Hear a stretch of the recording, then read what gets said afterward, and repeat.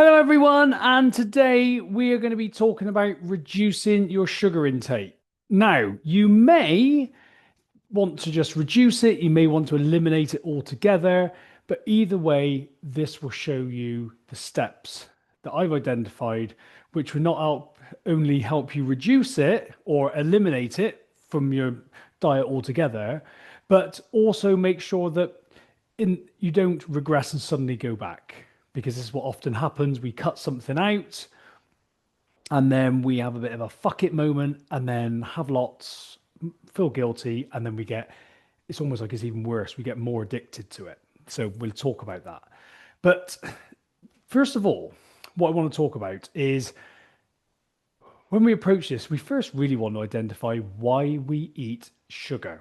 So why we're eating these sweet things. I know if it's not sugar for you, it could be anything else that you're using, but we're going to talk primarily about sugar. But you got to think, why do we have it? And you may just answer that with, I like the taste, um, I, or it's comfort eating when I'm stressed. But this is really what we get into with the coaching is we go, why do we have it? Because yes, we enjoy the taste, but also we also eat it to mask other things. So maybe we're feeling stressed, maybe we're feeling anxious, and then it becomes that go-to thing that we have. So we really want to address that first of all, because a lot of people go, so you get someone to go, well, I'm not stressed. I just come home and I've got into a habit of eating it. I'm not even feeling stressed. I've just got into this habit. Whereas someone else might go, every time something happens that I'm struggling with, I go to eat the sugar. And it may be a bit of both, but we want to identify that first. So just ask yourselves, oh, why do I eat sugar? What is it about it? And one of the best ways to do it is to stop it and see what comes up. Because for me, there's two things. If you're eating it from the place of stress and you're, having this shit day at work and then you're coming home and eating lots of stuff, eating lots of sugar, actually, when you stop eating the sugar, you're going to have to deal with those feelings of stress and all those things you're avoiding. And all the sugar is what we call a buffer. It's something that helps us avoid feeling the discomfort. So we don't like feeling this feeling, and then we have the sugar to avoid it. And then there's the other one, I don't think they're always separate, obviously, is where we've just eaten it and we get into this habit of eating it. And then we just go, God, I just can't stop eating it. And of course, our brain loves it. It makes us feel good. And it just sends our reward pathway, our circuitry nuts. And then it just becomes this habit. So that's really the first thing we want to do is just to address that. But what I'm going to show you in this short video, I always say short, but I do go on a little bit, is the 3 steps to actually reducing your sugar intake. Now, one thing I want to say is this does not require willpower. And in fact, if you have been using willpower and you find it's not working, willpower is most likely, because you've been taking that approach, is the reason why you can't stop it. Because when we use willpower, willpower is finite. So it takes energy to do it. And it's like a resistance. I want this thing, but I'm not allowed it. I'm not having it. And we go, "Argh," and it feels, and we do it. And we might be able to do it for short term. But then suddenly we have a stressful day or something else happens. And we've been applying willpower in other areas of our life, throughout the day. And suddenly we just go, oh, fuck it. I'm having it. And that's the problem with willpower. Because in those moments, when you've sort of stopped it for a period of time, you've given it up, and then you have what I call a fuck it moment, and then you have it, the cause also becomes the cure. So in other words, you're having this sugar, and this is the cause of your increased desire and you wanting it, then you've cut it out, and your brain is craving it, and you're using willpower to fight that craving, to fight that desire. And then suddenly other things go on, you haven't got any willpower left. And then you go, boom, fuck it, I'm going to have it. And then that adds another neural pathway to your brain. And suddenly you feel this massive relief. And so then you want it even more. So we don't want to really be using willpower. What we want to do is address our identity, the desire, and then we want to plan. IDP. These three steps, if you follow these and you actually work on each one, you can get control of anything. I've done this with alcohol, I've done it with sugar, and my next one is going to be caffeine. And the beauty is you can decide what works for you, whether you want to cut it out altogether or just reduce it. So let's talk quickly about identity. We don't often address this, and we go and we don't even think, well, what's my identity got to do with the fact I want sugar? Because who we are as a person dictates the actions that we take. And who we are, our identity, so if this is us now, is made up of how we think, feel, and act. And when I say think, this is like our beliefs and our values, all the stuff that's going on in our head. And that, how we think, determines how we feel, and how we feel determines how we act. And then, of course, we act in a certain way, and that reinforces how we think. So our action is sort of this cycle that's reinforcing our identity. And we want to look at where we are now, and then where we want to be in the future. And what we want to do is address all our beliefs about sugar. Think of it as a relationship with it. And we want to get it all out. Like, what is your identity? Are you someone that just goes, I just love it. I just, I've always eaten it.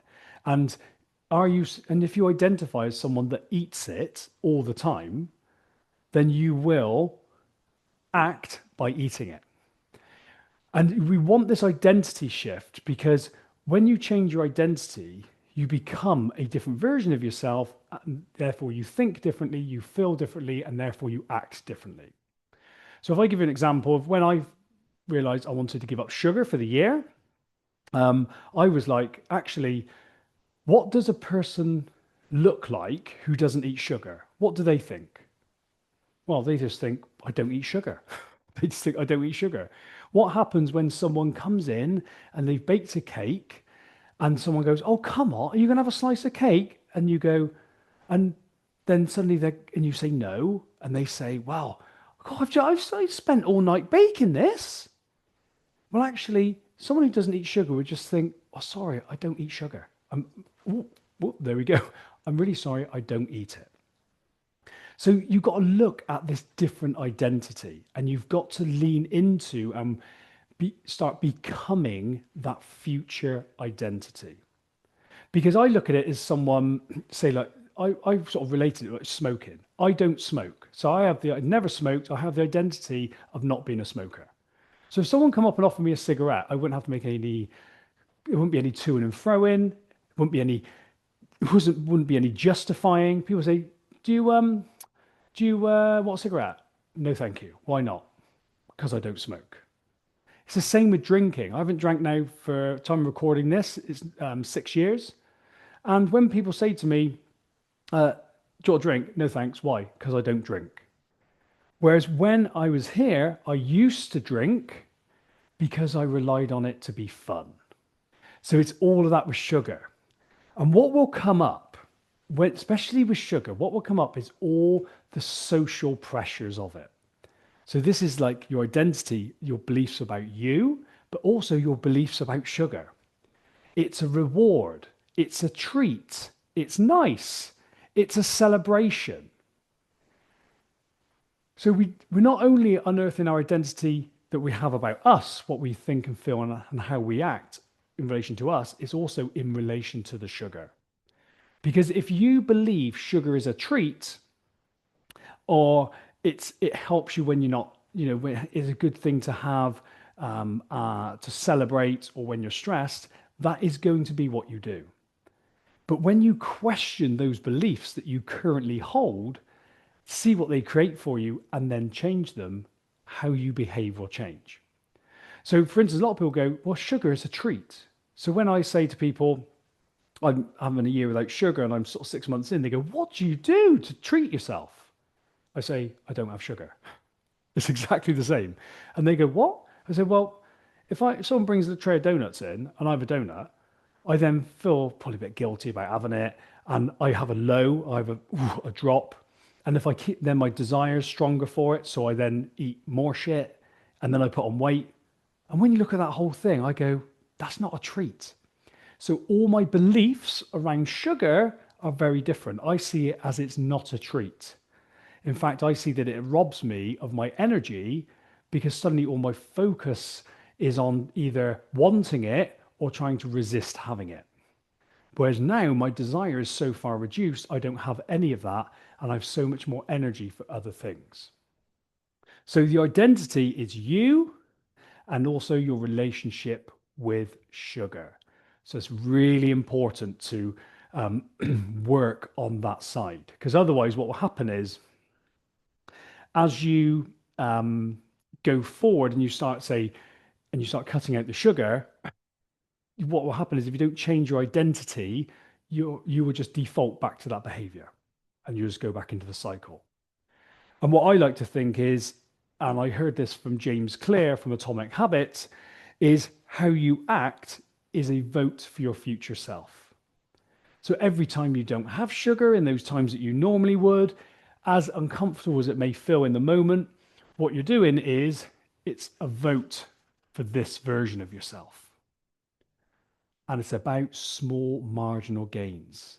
Okay, it's about small marginal gains.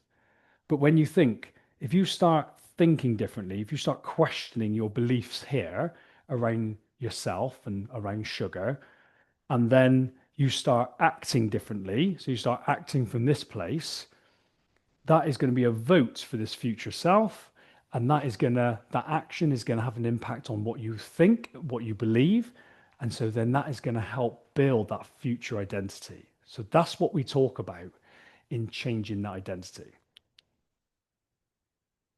And the next bit is the desire.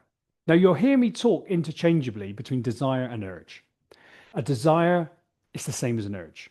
And that you know if you have it, if you have an urge, because you know when you want something and then you can't have it. And you're like, oh, and you can actually feel it in your body. It's like your body's going, I want it. Drug addicts get it massively, where they're like, their body physically needs this thing. That's the urge, that's the desire. And all it is, quite simply with an urge, a desire, is our brain wants the reward. So our brain is a prediction machine and it goes, I want that. So what it does, it anticipates we're going to get it and it releases dopamine and that gets us all excited. Oh, I'm going to have it. It's Friday night. I'm going to have some sugar. Oh, lovely. And then it cuts it off because we then experience this craving, this urge, this desire, basically this discomfort, this pain. And then what do? We then move towards the sugar, eat the sugar, and then the craving is satisfied. And that is how the human brain and body works. It's constantly moving us from a negative state to a positive state. And when it wants something, when it's going, I want that, it actually creates that pain because then that makes us move to go and get it. But what you got to realize is desire is normal. So if you think as a caveman, you're in the cave and you suddenly look around and go, oh, there's no food. You then think about food, you get the desire for it, and then you get this deprivation, this sort of, this urge, this desire, and then that makes you get up and move and go out and get it. Once you get it, you feel better, your brain gets the reward. Oh, lovely, you survive. So it's normal. So we're not going to eliminate it. The idea of this work is to reduce the desire. A lot of people go, oh, I can eliminate it. You won't eliminate an urge because it's hardwired into us for survival. But what we want to do is we want to reduce it because what we're actually wired for, what our brain is wired for, is natural pleasures. So you think when you're going out and eating, it would be like berries, fruit, things that were really rare, those sugary things, and were seasonal, would go boomf and fire off the reward pathway. And then, so then next time you're walking along that trail and you see the bush your brain would remember it and go, oh, and it would create a desire to make you move towards getting it. But of course, these natural pleasures just spike us a little bit. It's not huge. And like when if we found water, we would that would release dopamine, it promotes survival, so we want to do it again. But in our modern day, we've got false pleasures. And here we're talking about sugar, but if you come away from it, sugar, you got alcohol, phones, all these things, porn, all these things to actually send our reward pathway crazy.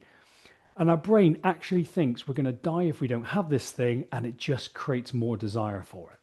So you think what sugar does to your brain is like a drug. A lot of people say it's more addictive than cocaine. So your brain is literally, it's had this thing and it's going, we need more of it. We need more. And I heard a great saying where they said, like, we are cacti in the rainforest. Our circuitry was designed for a world of scarcity, and now we've got this world of abundance. So whereas before we'd go out, go and find some berries, and we may not find any more for like 6 months. And so our brain would remember that, it never forgets it. And the next time it would remember like the location, the time, and all those things, and it would create that desire. Now we go down the local co-op, have a bit of chocolate, and your brain goes, oh, we've got to eat all the chocolate because if we don't, it's in scarce supply. Of course, it's everywhere. So these false pleasures are sort of sending our desire circuit absolutely crazy. But what we want to do, we don't want to rely on willpower, as we said. We want to learn to allow that urge, that desire. So once you've worked on that identity, what you'll do is you'll start to notice those urges, those desires. And they will be the most uncomfortable thing when you first have them, and sometimes unbearable. When my wife first did this, before I did, she would actually be on the worktop on a Friday going, oh, I can't talk a moment because this urge was so powerful. But what you'll find is when you don't resist it, because of urge, when you sort of push it and go, like willpower, I'm going to get through this, it actually gives it strength. When you actually encourage it and experience it, and you close your eyes and you just let it be as uncomfortable as it is, then what happens is you don't reward it and it reduces. Because if you think of your brain like a dog, what you reward it with, it wants to do more. So when you have an urge and then we toddle off, get the chocolate and have it, it goes, oh, lovely. And it creates more desire. So when we stop rewarding it, it is pretty unhappy and it's kicking off. It's like that it's like if you've got kids and you go into the shop and you buy them sweets every Friday, and then one Friday you go, not today, no sweets for you. They don't just go, oh, that's all right, I'll wait till next week. They kick off because that's that part of the brain going crazy. And this is what happens with us. So we got to allow our brain to do that, and we got to allow that urge. Now, there's different ways of doing this. I think one of the best ways is to sit there, to start with, just close your eyes and breathe into it and notice what your breathing's doing, because it'll probably be high in your chest and it feels really tight. Notice that tension, just release it, and put all your focus from your mind into your body. Focus on that urge and describe it. Think about what color it is. What size is it? Does it move? Is it fast? Is it slow? What texture is it? Is it spiky? Is it smooth? What does it do when you focus on it? And what you'll find is this, and the other one is that what temperature is it? Is it hot? Is it cold? And for a lot of people, they might go, this sounds really weird. But what you're doing is you're actually focusing on that urge and letting it process and through. And it will pass. A properly allowed urge will last about 90 seconds. It may come back when the brain predicts it and wants it again, but it will then reduce, and then another one comes and you do the same again. And this is where the urge jar comes in, or urge sheet. Because what you do is every time you allow the urge, you pop a bean in the jar. And the aim is to do 100 of them. And it won't be hard, because once you start cutting out the sugar, you will have lots of urges. And what you'll find is after 20, you're very different. But after 100, you'll you won't recognize yourself. And the thing to remember when you're doing this, if you get 10 in and then you have a fuck it moment and you go to the and go and shove loads of sugar into you, you don't start again from zero. Just start saving 10. We learn what's gone on there and then we learn from that and then move forward again. Because you will have failure. You will give in. I'm sure you will. I did, and that's part of the journey. But what we don't want to do, because what our brain wants us to do, is to throw in the towel and go, oh, screw it, we may as well just carry on. It's not the one, it's not the one time you go off course that's going to cause you the problem. It's the spiral. It's your response after that moment. So if you find yourself stuffing yourself full of chocolate, it's about being kind to yourself, pausing, seeing what went on, and then going again. It's really, really important because your brain will just want you to throw the towel in and go for it. And one thing I want you to know about urges and desire in the brain is when you have something that is really exciting for your brain, like chocolate, any sugar, what it does, this is a survival thing. We've touched on this already. It remembers cues.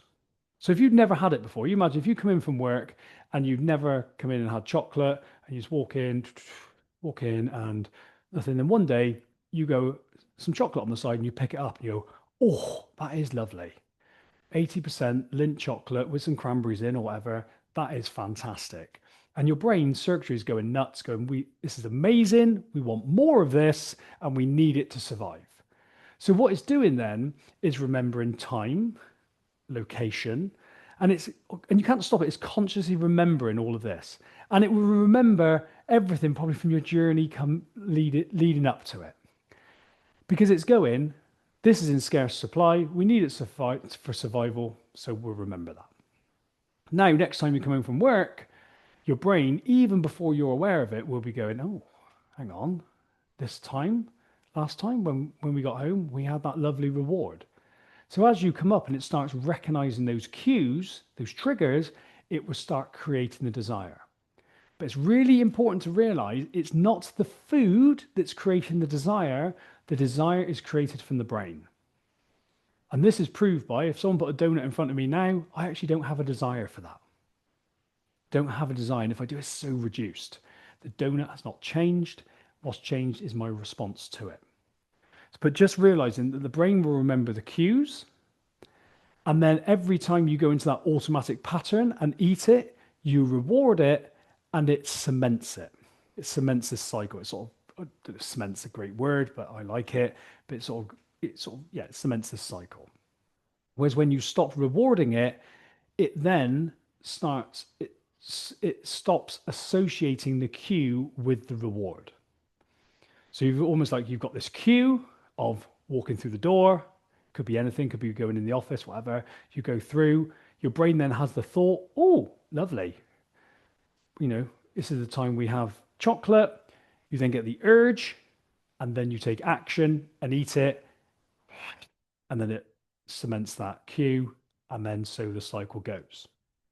This is why McDonald's are all the same layout. They tap into this, why all the golden arches and why there's certain coffee shops, things like Starbucks are always on a corner, because you won't even notice, but when you're walking up the street, you'll notice that, the corner, you'll notice the color, and your brain will straight away go to, I want a coffee, and you'll think you're making a conscious decision to have one, but actually it's because your brain has predicted the pleasure and it's driving you towards it. So this is why it's really important to understand the urges. They're not bad, they're not good, they're not bad, they're just part of being human, and then we can reduce them. And why I like this work is because what you do is when you learn to reduce them, also you don't fear the urge. So there's times now when I'll get an urge, mine is like for fruitcake, if someone's cutting fruitcake, I'll have the urge, but I know there's nothing to fear. It's just because my brain wants this thing for survival. And you don't fear it, you're not fighting it. So you can just allow it up and then it goes. So that's what we do with desire. Then the planning stage. Because there may be times you do want some sugar. But the problem is really for this purpose of this, think of it as two parts of the brain. This little primitive brain where all your urge and desire comes from, and then your rational thinking part of the brain that goes, oh, I don't really want that. It makes me feel like shit and I don't want to get fat. This part of the brain, when you decide in the moment, is not in the game. It's just your desire part of the brain.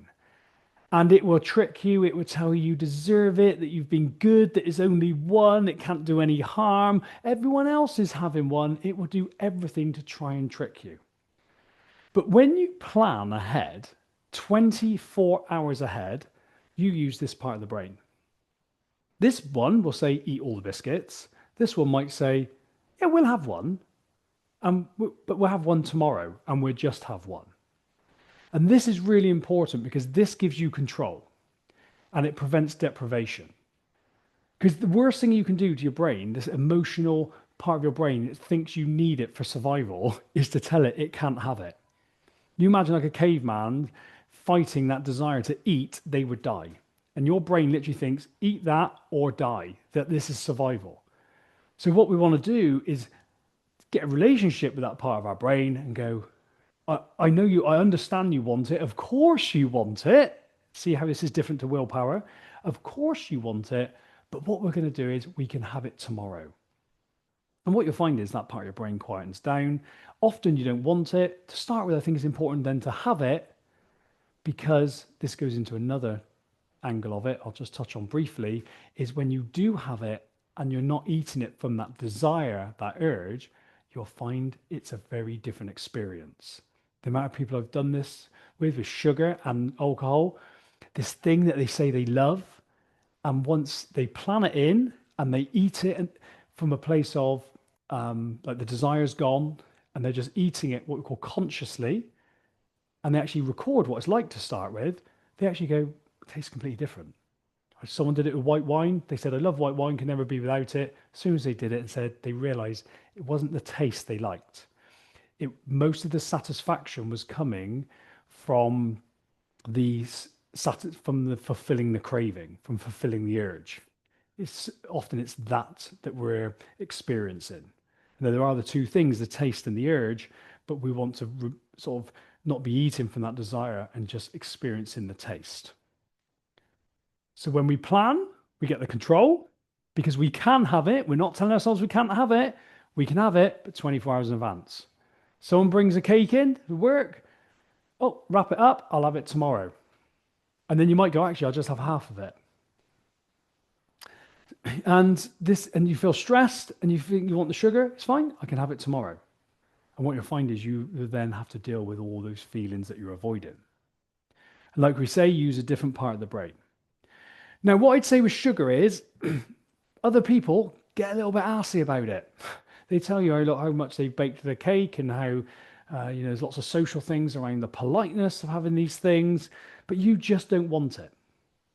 And what I find is if you tell someone you're making a decision in the moment, people will try and convince you. But if you've got a rule, no one argues with it.